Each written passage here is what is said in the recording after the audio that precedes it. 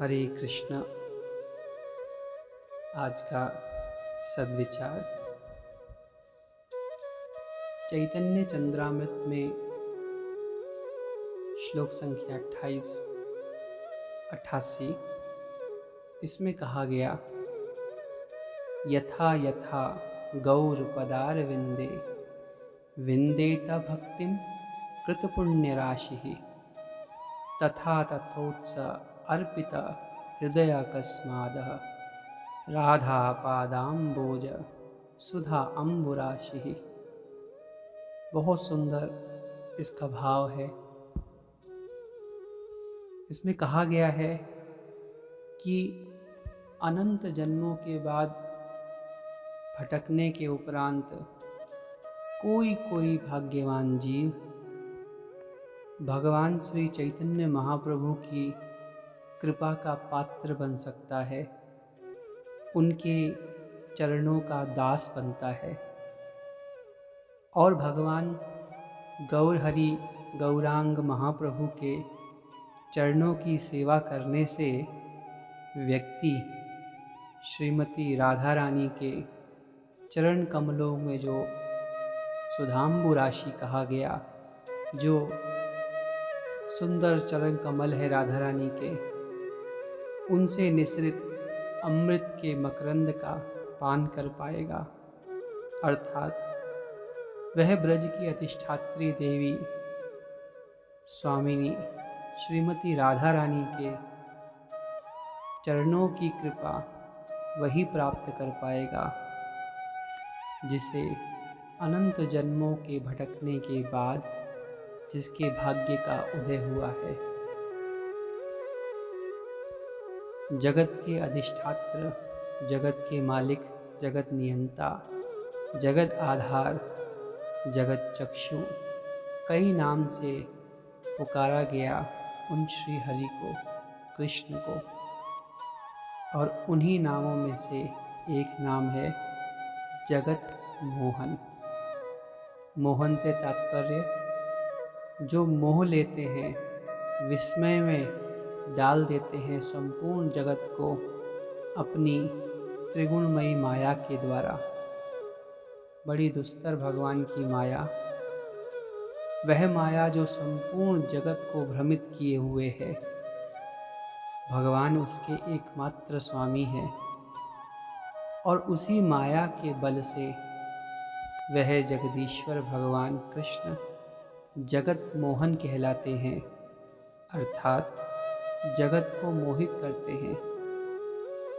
परंतु संपूर्ण जगत को मोहित करने में सक्षम वह जगत मोहन श्रीमती राधा रानी के सौंदर्य, प्रेम, वात्सल्य, करुणा, इन सभी गुणों से स्वयं मोहित हो जाते हैं और हार कर उन्हें अपनी स्वामिनी स्वीकार करते हैं।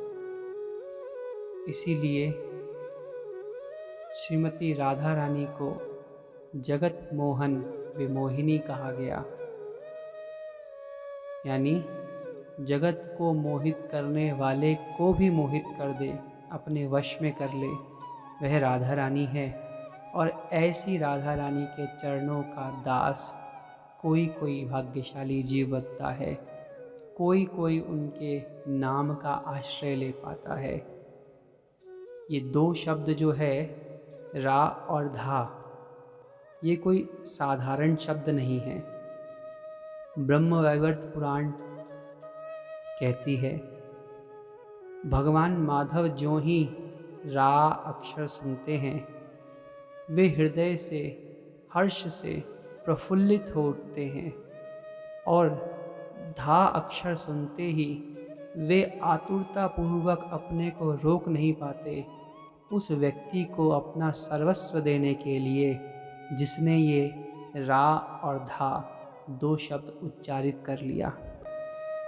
श्री राधा राम का जप श्री कृष्ण को महान आनंद प्राप्त प्रदान करता है। भक्त को रक्षा करने वाला श्री राधा रानी का नाम है। समस्त प्रकार के क्लेश, समस्त प्रकार के दुखों से निवृत्ति दिलाने वाला श्री राधा रानी का नाम है। इस नाम में ऐसी क्या विशेषता है? क्यों हम राधा रानी का नाम लें? तो इस प्रश्न का उत्तर देना निश्चित रूप से असंभव ही है, परंतु एक दृष्टांत के माध्यम से यदि हम समझने की चेष्टा करें तो एक कहावत है, समझदार को इशारा ही काफ़ी है। हमारे विचार से ये दृष्टांत पर्याप्त होगा कि राधा रानी के नाम में ऐसा क्या है, क्यों हम नाम का आश्रय लें।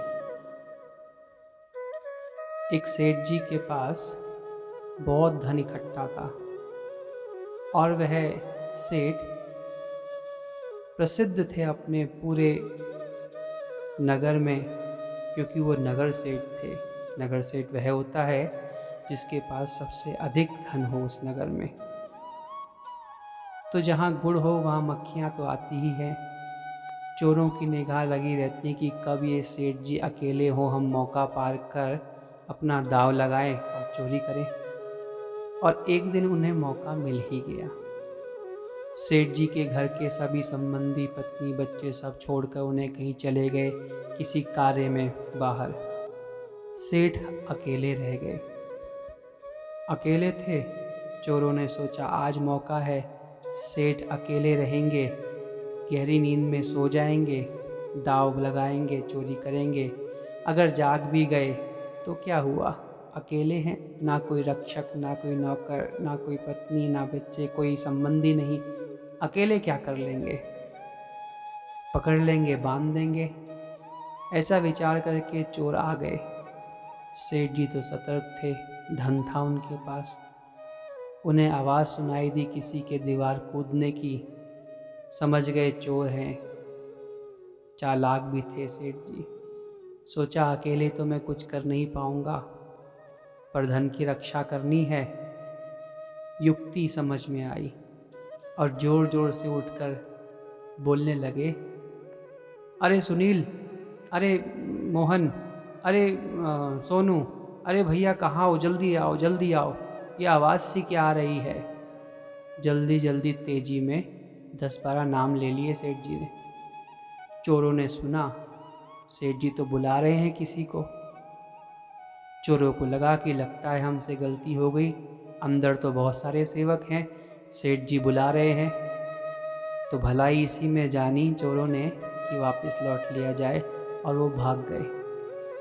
सेठ जी मुस्कुराए और चादर तान के आराम से सो गए। उन्हें पता था कि अब चोर वापस आएंगे नहीं। तो इस दृष्टांत से समझ क्या आता है?